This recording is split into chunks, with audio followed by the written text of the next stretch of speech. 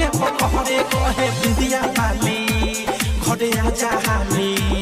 तोहरा से रुसल हरे बाबू ढलाली जाके तू बसल बारो पहरे जवानी राजा पलंगे पकड़े आहा की के जही से